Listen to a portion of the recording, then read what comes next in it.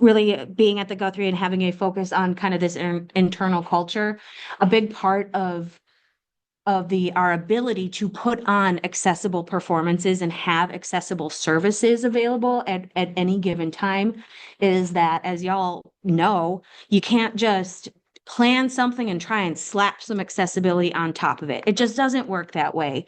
It needs to be part at the very core and the very foundation of any planning that happens at any time. So that's a big part of my job. A lot of my job is looking at if to use an iceberg metaphor, like I'm thinking about all this 90% of foundational work that you have to put into place before you see that bit above the water that is an ASL interpreted show, that is a show with open captions, that is hiring other disabled folks at the Guthrie, that is, putting together what patrons and visitors actually see.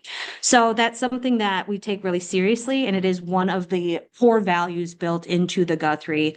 This yellow rectangle here where you see diversity, equity, inclusion, and accessibility. Not every organization that does DEI, EDI, equity, diversity, inclusive work, not everybody calls out that accessibility piece of it. And so, yeah, I just wanted to name that I feel very empowered at the Guthrie as a disabled person to be a loud and annoying disabled person. And to really chirp in everybody's ears to be like, hey, are we thinking about this down the road? Are we thinking about that? Because as we know, it doesn't work if you're not thinking about it from the very outset. You're going to screw it up along the way, and then you got to think about how you're going to do it better next time. So that's a huge part of my job and a big reason why I like to do things like this. I get to talk to my larger disability community and talk about ways like how you feel like you can be included and belong at the Guthrie. Okay, so basically the meat of the information that I brought today is really focusing on our services that we have for deaf and hard of hearing folks. I could talk about all of our accessibility services if we want. I know that so if you have questions that aren't necessarily related to assistive listening or ASL or captioning or whatever the services that you yourself use, feel free to ask it. But as I did want to point out that these items in red on this slide here, this is what I'm going to focus on, the information that I think is most pertinent for y'all to know as you come in. So on this slide, you'll see I've got access services, broken it down, an overview in kind of two different parts. These are not all inclusive. This is not a completely exhaustive list of everything accessibility that we do. But these are some of the most visible and common types of services that people use when they come to the Guthrie. So under this first group here of everyday accessibility, these first two bullet points in red, the first one is assisted listening devices, also hereafter shortened to ALDs. We have a Listen Wi-Fi app that is also for assistive listening purposes. I'm gonna break that down in more detail as we go along. I also just wanted to mention for folks who if whether this is you or maybe somebody anybody who is blind or low vision, we try to we always have large print programs, we always have Braille programs. We have a variety of sensory tools, sensory including things like, headphones and earplugs, but we have magnifying glasses and we have some blankets and fidgets and, some things that we try to do to make all body minds feel comfortable at any given performance. We have courtesy wheelchairs that are available on a first come, first serve basis. But if you email me and tell me, hey, I'm coming to a show, I need a wheelchair, I can save you a wheelchair. We have a calming space, a dedicated room at the Guthrie for folks who want a private area. Maybe they are a nursing parent. They need to nurse or breastfeed or pump, whether it's somebody who might be experiencing anxiety or just wants somebody who wants a private place to pray. We also have a calming space that's available, a dedicated area anytime anybody comes in the building. Again, there's a lot more there, but these are some of the highlights. And then under this second section of access shows, so shows that specifically have disability services embedded in them, we have 4 different kinds. Audio description, that is the service for blind and low vision patrons, where we have a skilled describer who is narrating what's happening on stage, describing the action in a very artful and incredibly difficult way that they're not talking over dialogue or what's happening on the stage. So less pertinent to this audience, perhaps. But these three other shows that I highlighted in red are those that might be of a special interest to folks. If any of you are ASL speakers, we have dedicated ASL performances for every show that we put on at the Guthrie. Every show we have a number of performances that are open captioned. And then we also, not every production, but about half of our shows also have what we call a relaxed performance. That is our performance that is really trying to cater to neurodivergent folks, so autistic folks, ADHDers, folks with maybe anxiety, any mental health conditions, or absolutely anybody who might benefit from going to the theater when the rules are a little bit relaxed, when you can leave and come back in at any time, where we remove strobe lights and stuff like stage level fog. So if you are possibly photosensitive to lights, maybe seizure risk, have strong allergies, that's a performance where everything story-wise and the actors and everything is largely the same, just a few minor adjustments so that folks who might benefit from coming to a show with some of these bigger barriers for participating can come. I wanted to call that out because our relaxed performances are always also have captions. So if you wanted to come to a show, you see that you want to come to a show with captions, you can't make it to any of the captioning performances, but you can come on a relaxed performance, that might be a nice option for you. Okay, and you can see all of this information and more on our website. So I'm going to be referring y'all to the website more than a few times throughout, because that is a good place to find all the information in one spot. And so yeah, any questions about any of this? Great. I know this is a lot of random information that I'm throwing at you, so pause me at any time. But so I wanted to start here to talk about our assistive listening devices.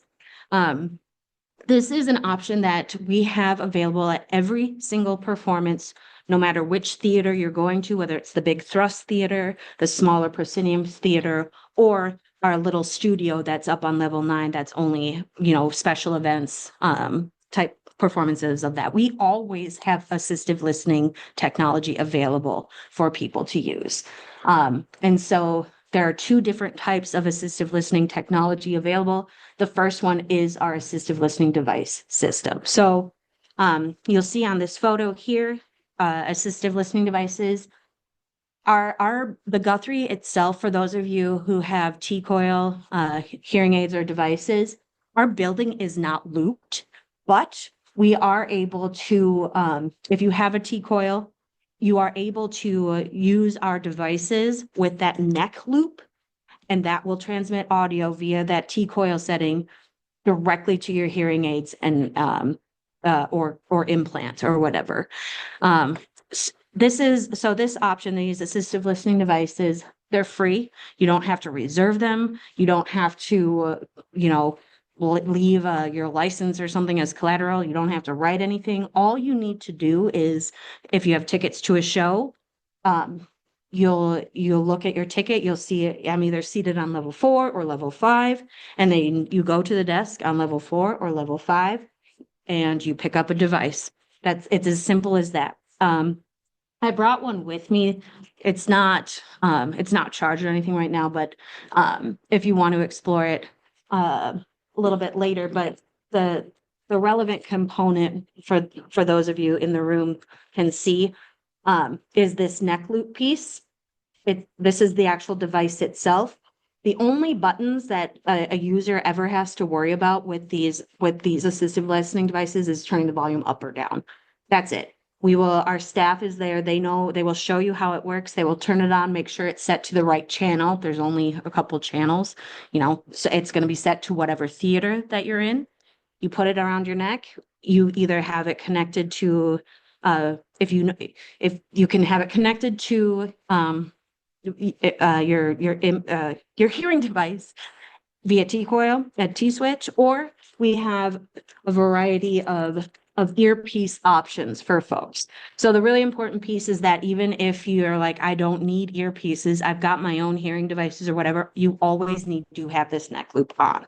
So that's just kind of an overview, a little bit more information about these assistive listening devices. So again, our building is not looped. We don't have that building wide loop. So that's why we require these neck loops.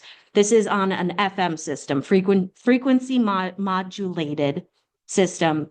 Basically the radio system, like the signal that back in the day when all cars had radios and we weren't doing satellite and podcasts or whatever, you'd go on the FM dial, you find your station. It's the same technology. And so this signal is just the overview of the technology. We get the audio on stage. It's captured by microphones that are on the stage, our sound system, mics that the actors wear, and then it sends that sound via a radio signal through this earpiece, either to or through the neck loop, the listening device, and then transmits it either directly to your hearing aid or device. If you know you have a T-coil and you know how to activate your T-switch setting. Otherwise, it will go directly to the whatever earpieces that you can borrow from us. So pretty simple. The other thing to note is that because it is like a radio signal, when you're wearing one of these assistive listening devices, you're not going to necessarily get a good quality sound until you're inside the physical theater itself. So if you pick up a device at the desk and you're like, oh, this sounds terrible, it's all staticky, take a minute, go actually into the theater itself, and once you're in there, it should clear up. And then if it doesn't, you can ask for help, swap it out for a different device, whatever. So yeah, that's just an overview. Again, these are available every single show. If you go and you pick one up before the show and you're like, I don't need it, you can give it right back at intermission. Otherwise, you just give it back after the show lets out. Yeah, pretty simple. And we've got a lot of them, so don't ever worry, like, we're not going to run out. I mean, we could, but it would be unlikely that we would run out. So, yeah. And this is one of these things too, that if you want to try it, like, there's no harm. If you try one, take it into theater and you're like, nah, fine. Great. You don't know.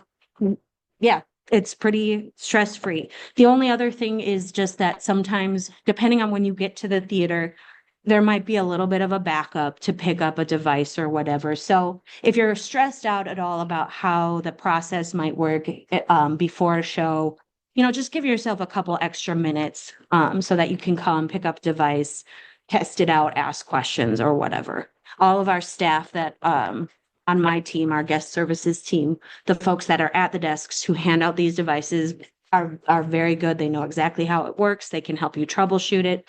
Again, all you need to do is like put it on and adjust the volume. So any questions about this piece? Yeah. Are all or most new hearing aids able to interact with T-coil technology? That's a great question. And so, yeah, the question is, are newer hearing aids, most or all of them, able to have T-coil technology equipped? I don't know. That's an audiologist type of question. That might be an expertise in the room kind of question. I really, really don't know. And the piece about, knowing whether or not your hearing aids have a T-coil or whatever, that is something that our staff, we won't be able to answer for you in the theater. We're not, unfortunately, like hearing aid specialists or anything like that. We're not going to be able to really help figure out if your device has T-coil equipped or not. So just if you're not sure, just double check with your audiologist or whoever provided your hearing aids. But yeah, good question. And wish I had an answer, but I sure don't. Any other questions about this piece? Cool. I'm going to grab my water. One moment. Okay. The other option that we have for assistive listening is newer. We've had these listening devices, not this exact style, but listening devices, that FM listening device system, we've had this at the Guthrie in our theaters for decades. So these might be newer devices from what you've seen before, but it's the same technology. The newer option that we have, that we've had since, oh gosh, 2021, is assistive listening technology that is through a Bluetooth connection from an app, a free app that a person would download to their own individual smartphone, that they would come into the theater and have the audio transmitted directly to whether it's their hearing aid or implant, their hearing device, or a person's own preferred earpieces, using the Bluetooth connection on their own smartphone. So it looks a lot more complicated than it is. I meant to print out hard copies of this image on the right here. This is, but I didn't. I apologize. I did not print off hard copies, but the beautiful news is that you can go and go to this link here on our accessibility page. If you just scroll down and look for the section that talks about patrons who are deaf and hard of hearing, they've got a link to this PDF. You can download it. You can print it off yourself.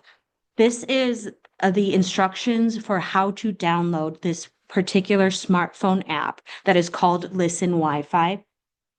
And that is just another possible option for folks to use if they come to a Guthrie show and need assistive listening. So again, this assistive listening system is a bit more work on the patron's end.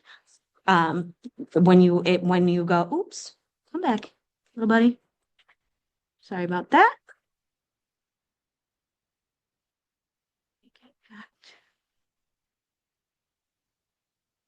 There we go. Sorry, my view on my screen is different from what you're seeing. So,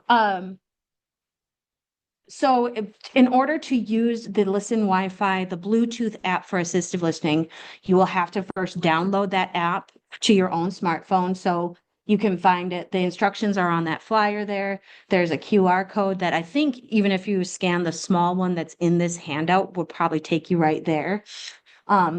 You can download that app whenever, but you're not going to be able to use it and get comfortable with it unless you are physically at the Guthrie and logged on to the Guthrie's public Wi-Fi system. So this one is a little tricky to talk to people about because it sounds really complicated, especially for folks who aren't really familiar with apps and Bluetooth technology or whatever. So my caveat here is that this app or whatever there's a little bit of a learning curve when in using it, but once you use it once, it's really intuitive. And I am always available if you wanted to come to the Guthrie anytime the building's open. Any one of the guest services staff will be able to help you download the app and you know all of the steps that lead up to it. I'm also very happy if you want to set up a time to just come and meet with me individually, personally. I can walk you through it. I can help double check all your settings and all of that. Very open to that at any time. Just email me about it. So let's keep moving. Okay. Okay, I'm sorry, there's something going on in the. Oh, the toggle keys aren't working? Yes. There we go. That'll do it. So don't worry about this. So going back. So like I said, on that third bullet point there that says must be physically present and logged into the Guthrie public Wi-Fi in order to use the app. This slide here, this next slide is just some screenshots of logging on to the Guthrie's public Wi-Fi. This is the step where they've downloaded the app, they come to the Guthrie and they're really ready to use it, but they get caught up because logging onto our public Wi-Fi is kind of annoying. So this is just an overview. Again, super easy to do in person, and any of our staff can walk you through it. But in order to, you'll need to, with your smartphone, you'll need to pull up the available Wi-Fi networks, find the one that says Guthrie Theater. It will take you to this picture here on the left, the picture number 1. it says, welcome to the Guthrie. We're glad you're here. It asks, there are two fields to fill out. That's one is asking for your name. The second is asking for an email address. You can make up a name. I usually, when I log on to the public Wi-Fi, I usually just type R. The second field, you have to use an actual domain name. So you can't just make up, like, you can't just put nonsense in there, but you could put like xyz11@gmail.com. As long as you have something in there that ends in an actual email domain name. So at gmail.com, at yahoo.com, at AOL.com, whatever you might use. Again, it's also easy. You can just use whatever email. This information is not saved anywhere. You're not going to be contacted. They're not going to have anything sent to your email. It's just an extra step, a security step that is in place to, I don't know, to make things a little trickier, a little bit more secure. I'm not an IT doctor or wizard, so just wanted to point that out. You will have to enter things in these two fields. You'll need to click this box that you accept the term and conditions, and then you'll need to hit this register button. That's all pretty straightforward. This second screen is where people get tripped up. So once you fill this out and you hit register, you'll see this second screen, and it kind of looks like you're logged in and good to go. And this is the step where people get lost and don't actually get fully onto the system. You have to click one more teal button here, this login button here. You'll have to click that, and then it should take you to a screen that looks like this, and then you know that you are on the Wi-Fi. Again, really easy to do in person. Just wanted to point this out. If you come and you're like, I think I can do it, just remember to hit that login button. And then this is what it looks like inside the app itself. Once you're on the premises, you're at the Guthrie. It will automatically take you to the Guthrie's landing page inside this app. Then you'll have an option. This is what the main screen looks like. All you need to do is select which show you're seeing. So right now, the shows that we have in our theaters are A Christmas Carol and The Heart Sellers. You just click on either one of those right on the screen. And that will take you to the channel for that show. And then the only other thing you'll have to do, there's this little sound icon in this bottom left corner here. You'll just have to click it once so that it looks like this, so that it looks white, and you'll start to hear audio coming through. Linked also with this, there's also so it's still within the app and everything. There are, if you click through these tabs here, there's other stuff there for you to check out while you're in the app. If you wanted to look at the program on a teeny tiny screen, there it is for you. That's not my favorite way to read a program, but just wanted to point out that's another screen that you'll see. So that's the app. Again, it sounds a lot more complicated, and it's not for everybody, but it is an option. And I've taken a minute to kind of break down, if you're coming to the Guthrie and you're like, I need to, or I want to try out one of our assistive listening options, which one should I use? This is the main things to consider. So on this left-hand side here, consider using an ALD. Again, that is this physical listening device that we have that you have to pick up at the desks before the show, drop off after the show. These are the reasons to use one of these devices. There's a couple benefits here, and it's a better fit for a number of reasons. If you have some hearing loss, but you don't wear hearing aids or have implants or anything, and you need a little bit, you need to essentially turn up the volume, the assistive listening device is gonna be probably your best option. Assistive listening devices, if you're not comfortable, if you don't have or want to use your own smartphone and be reliant on that technology while you're there, don't do it. Like, you don't have to. You can just use one of these devices.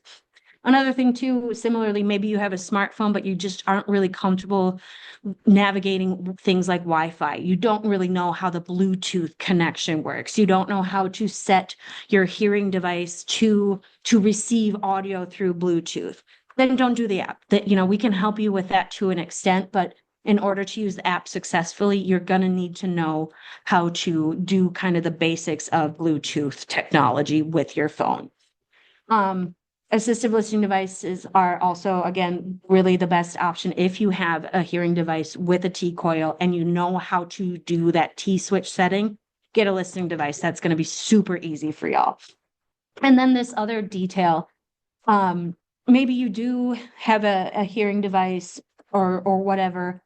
If you have enough hearing that you can hear some of the audio on stage without a hearing device, hearing aids, or without an assistive listening device, this is going to be a better option for you than this being the assistive listening device, the physical device. That is going to be a better option than the Wi-Fi app if you have some hearing. And I'll break that down in just a second here.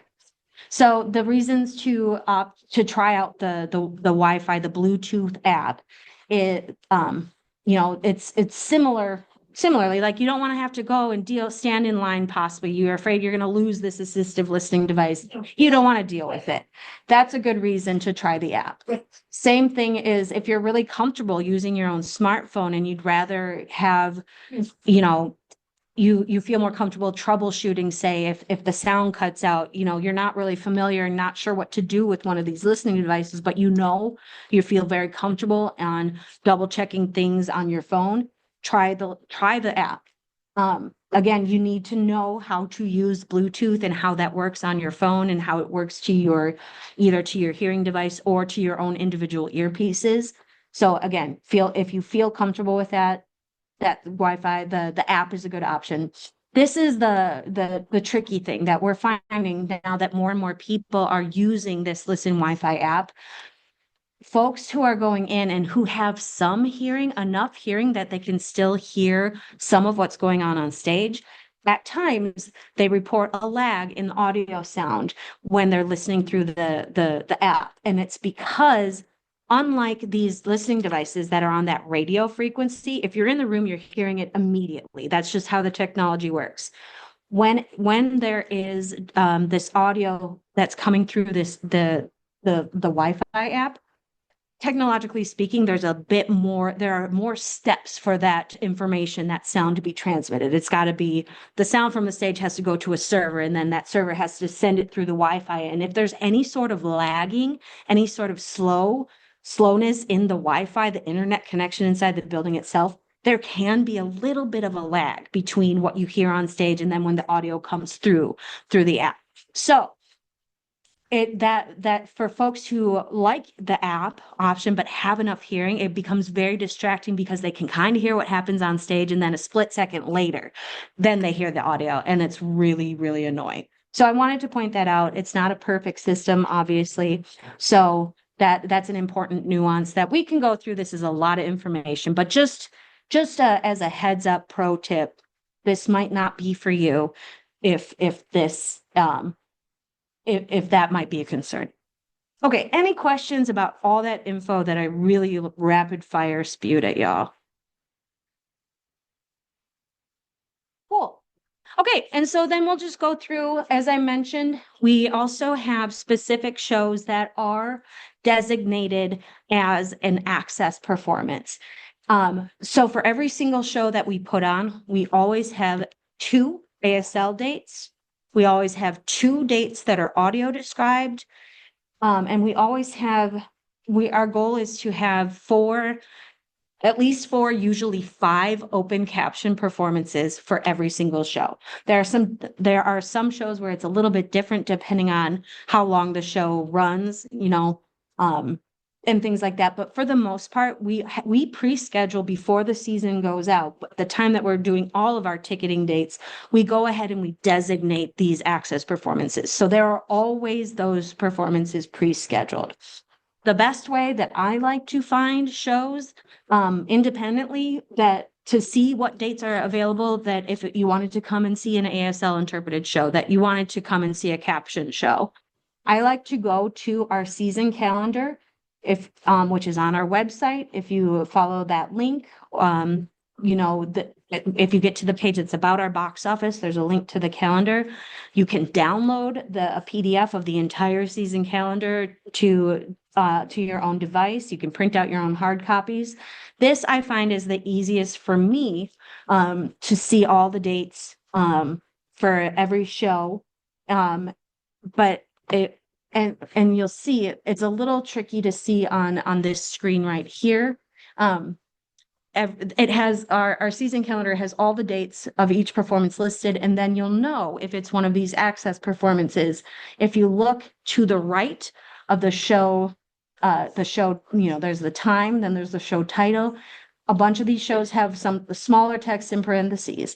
This one that I got my cursor on right now for Saturday, January 4th, the 1 o'clock matinee of the Heart Sellers, parentheses next to it says OC. That means it's an open caption performance. So this, I circled this, this part of the calendar legend or whatever, so you know what those, which abbreviations that you're looking for. So I just took this date here, Friday, what is that? January 10th. I wanted to circle this date as an example.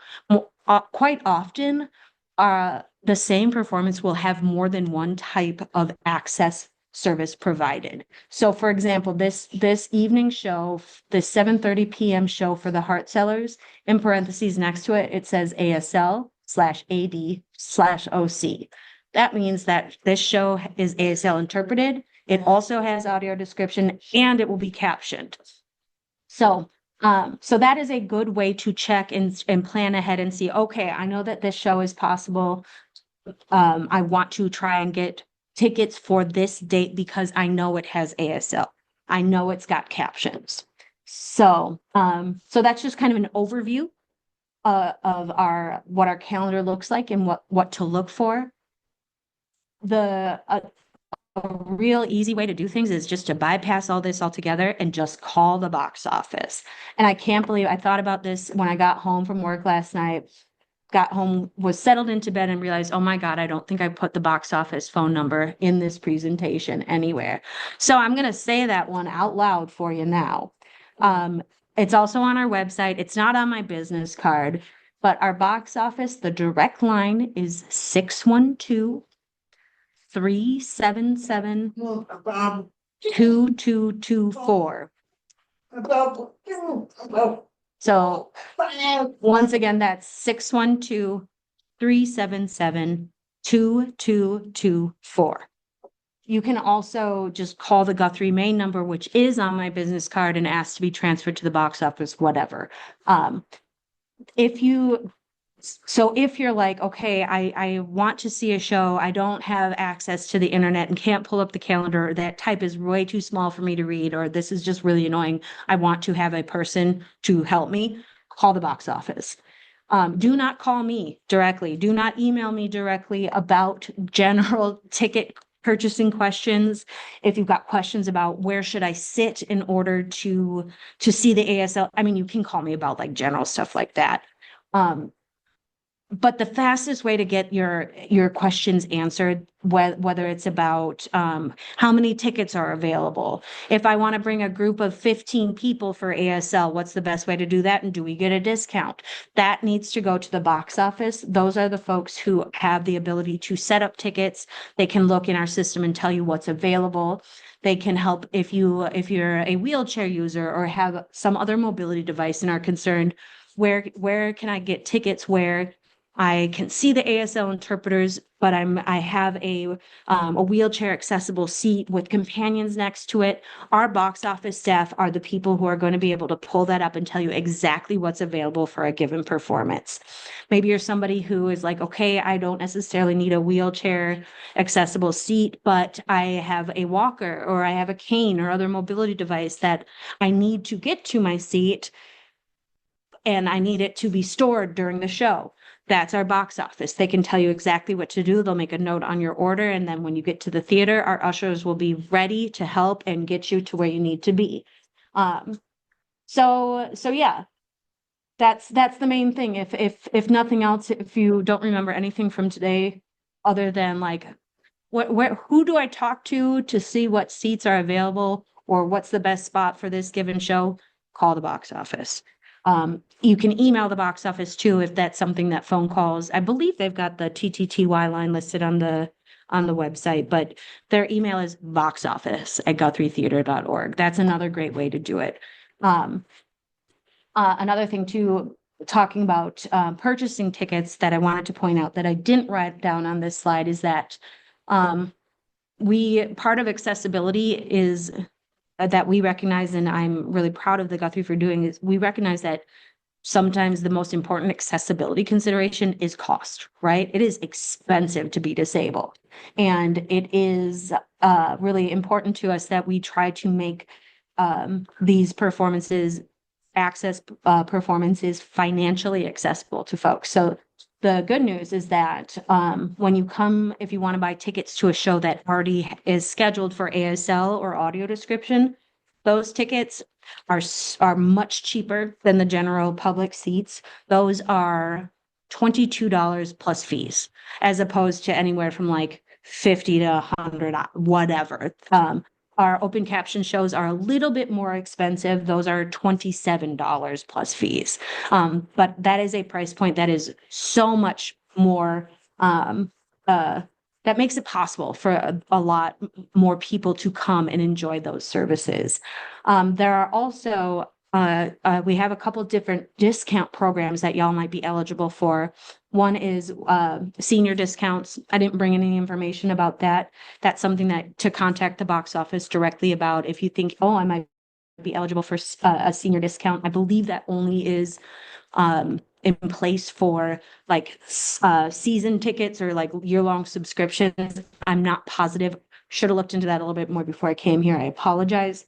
The other program that I wanted to spotlight that I did bring some brochures about is our Gateway program, which is a ticket discount program for folks who are on any kind of financial assistance, from like MA, SSI to SNAP to EBT to Section 8 vouchers. Like there are any sort of that kind of like official financial assistance, you are almost certainly eligible to be part of the Gateway program, which is certain performances for each show are marked as a gateway performance, and tickets are $5. Only $5 for folks who are eligible. I always make sure that they designate at least one of these gateway shows to be an ASL performance, to be a caption performance, to be audio described. And anytime we have a relaxed performance, that is also a gateway ticket show. So that is a real good option that a lot of people don't know about. And once again, that is a call to the box office to arrange that. It's a really fairly easy. There's not to prove or whatever. All you need to do, which you'll arrange with the box office, is find a time where you can show them some sort of verification that you're on one of these assistance programs, and slam bam, there you go. So brochures for the Gateway program are on the table as well. What else do I have? Oh, yes. One final thing. Come back, honey. If you're looking on our calendar and you're like, dang, I really wanted to come see this caption performance of A Christmas Carol, but I've missed all the caption dates. I'm using A Christmas Carol. It's about to end, so don't try and contact me about getting captions for A Christmas Carol because it's almost over. But so for the next show, say the Heart Sellers, you're looking at the dates and you see the caption dates and you're like, man, I can't make it to any of these, but I really need captions to be able to enjoy this performance. Or I can't come to either of these ASL performances. I'd like to have ASL interpretation in order to see the show. Reach out to me and say, hey, can't make it. Is it possible to have captions at your preferred date, a time that you know you can come? Would it be possible to get the ASL team to come in and interpret at a show that, that isn't already designated as an ASL performance? I will do everything in my power to make that happen for you at no cost whatsoever to y'all, additional cost. I wanted to highlight, this is the language on our website. We ask that if you know and you're interested in getting this kind of service, whether captions, audio description, or ASL, that you give us as much notice as possible, at least 2 weeks.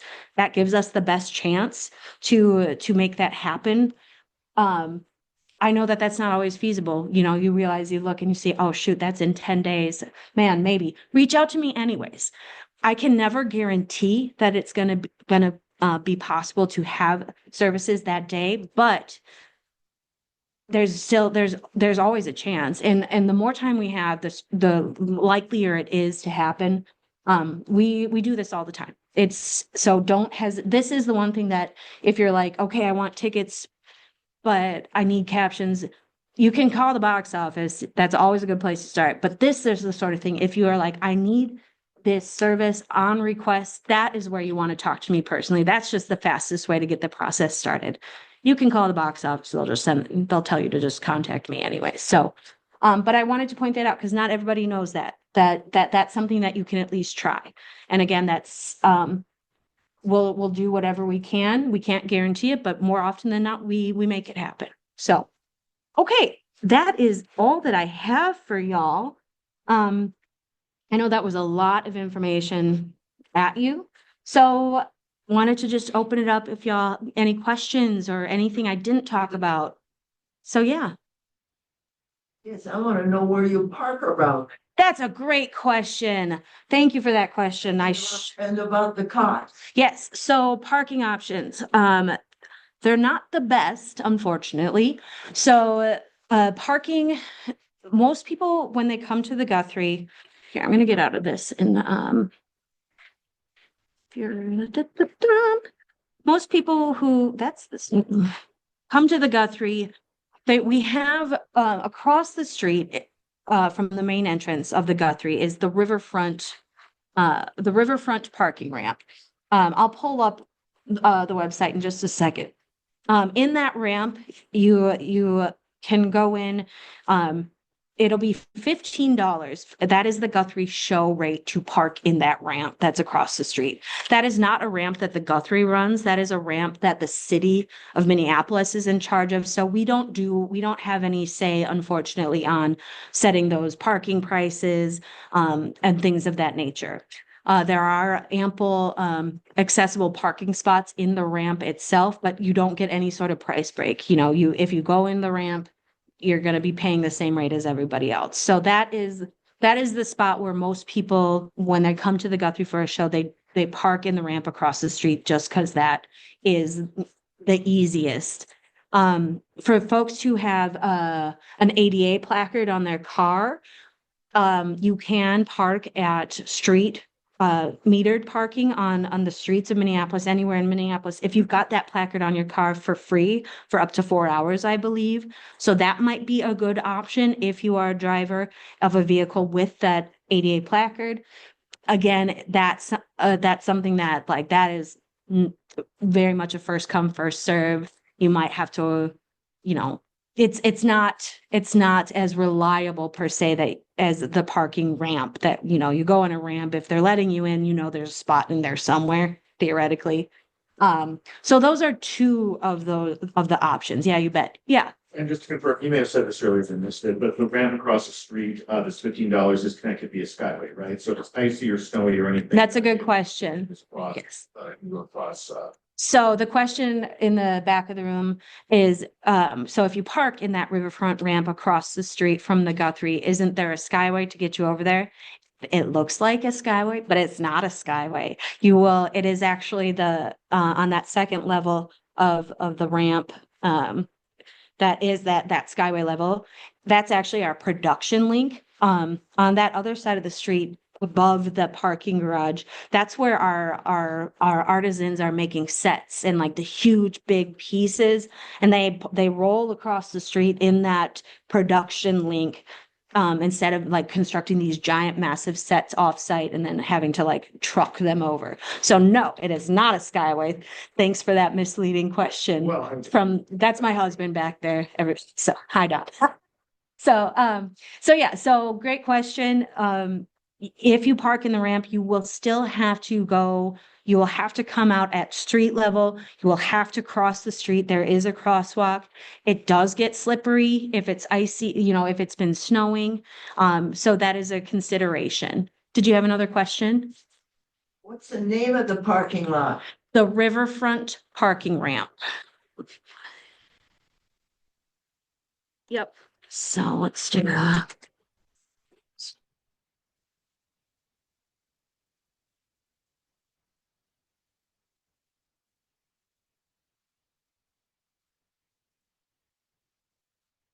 Oh, come on, good buddy. So you'll see on this map here, this is the Guthrie. The Guthrie is officially, the address is 818 2nd Street South. So the main entrance to the Guthrie is this 2nd Street area. And then the riverfront parking ramp is right across that 2nd Street. There's an entrances and exits from the ramp on this 2nd Street side, so across from the Guthrie here. And then you can also get in and out. There's an entrance and exit to the ramp on 9th Street. Another thing to note too, if you park in the riverfront ramp, you'll get a ticket, when you go to the gate, it asks you to press a button, get a ticket that has the security bar raised up.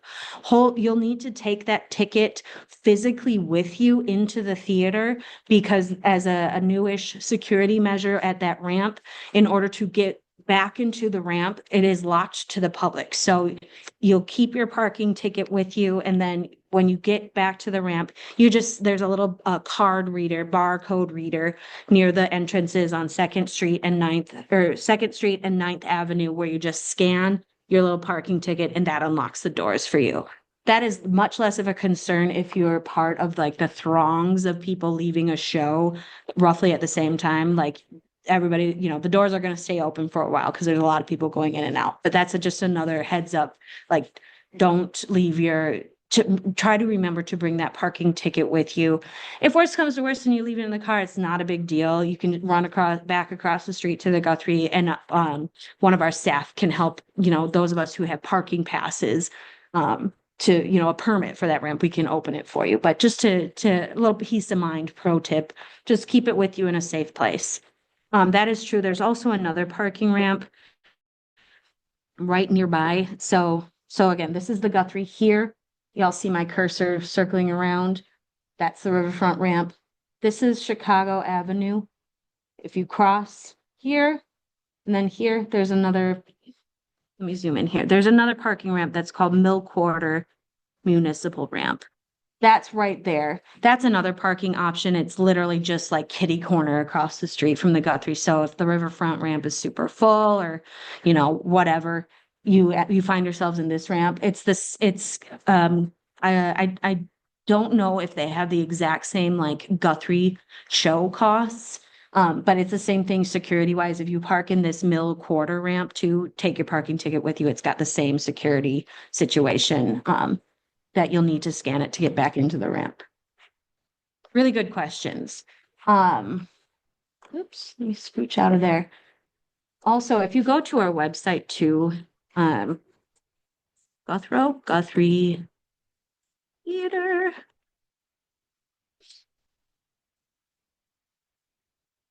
Come on, little buddy. If you go, so this is the main Guthrie page. This usually doesn't look like that. I'm hoping we don't need to sign into anything right now. If you go and you click this button or hover over this plan your visit drop-down menu, this is a really good place to start getting figuring out, okay, basic information about how to get there, what to expect. You'll see this is where that accessibility page is. So I'm going to click on that really quick. This is where you find all the information. So this is, the contact information. If you're like, I don't know even where to start, I don't remember, you can always just email accessibility@GuthrieTheater.org. I will get you started. We'll get you squared away. This link here is where you can find out more about ticket discounts, including the Gateway program. I'm going to scroll down here. Here's some more information about folks who might be wheelchair users or have mobility devices, some things to expect, a note about our courtesy wheelchairs. This is where you'll find the instructions for that Bluetooth app, right? So this accessibility page drop down on our plan your visit is a really good place to start. Also, if you go here to the side where it says getting to the Guthrie, this is where it's got directions on how to get here. For those of you who might be using public transit, this is where you can find all those directions there. There's information. So it says, okay, where you are in the Twin Cities roughly. Here's the general way to get there. There's a bus and light rail stop, not super close by, but close-ish, if that's something that works for you or your family or whatever to get to the Guthrie, if that's a preferred way of transit. And this is more information about parking. Yeah, so this is just another spot to go to just start looking for information. Again, since you're in the room with me now and you're like, I know I talked to this one chick at the Guthrie, just email me, accessibility@guthrietheater.org. If you think of something and you're just like, I don't remember, just that's fine. If I might not be the fastest to reply with like a question about tickets or whatever, but I'm gonna see it and I'm gonna answer you. And I'm very happy to make it as easy as possible for y'all to get the info you need in order to come and have fun with us. Good questions. Any other questions? I would just like to say thank you for all that you do. I have been to the Guthrie 2 or 3 times a year for the past 5 years, and the services are amazing. And if not for the services, I simply couldn't go and I wouldn't enjoy myself. Well, thank you so much. I really appreciate hearing that. It's joyful. It's joyful for all of us to do. We really love doing it. And yeah. May I address the group? Yeah. Have any of you been to the Guthrie in the past few years? No, you have? You enjoy it? I was getting hard of hearing it and there was no equipment for that, and I would have liked to have an interpreter. Well, we go to the calendar and see which performances. And as Robyn said, the tickets are only $27. The seats are absolutely fantastic. They're up front, just stage left at the Russ Theater, the main theater. And at the other theaters, the seats are also very good. I could not recommend it highly enough. It's a wonderful experience, and inexpensive and easy. Yeah, thank you for that. I actually brought a picture of what it looks like. So I'll bring this over to the table for a second, but showing the one person on the Zoom. So our captioning equipment, this is a view of the Thrust Theater, which is the big theater. We set up the caption signs, which are about our captions are displayed on an LED sign that's about 4 feet-ish long, about 1 foot tall. And we set up these signs right close to the stage. And so in the Thrust Theater, the big theater, that's the orchestra left section. And yes, and so if you buy open caption tickets, it's in that section already. So you don't have to worry about like, oh, shoot, am I going to be able to see the captions? If you're paying for those captions, the caption price, you're going to be able to see the captions. So in the Thrust stage, for open caption shows, it's just that one sign that's showing that entire section. And on the proscenium stage, which is the smaller theater, it's a different stage. It's just got like the stage is just kind of flat, like a typical theater stage that you imagine. And then we have the caption signs on both sides of the stage. So they're quite visible to anybody in the house who comes for a caption performance in the proscenium, but they're still the cheaper tickets.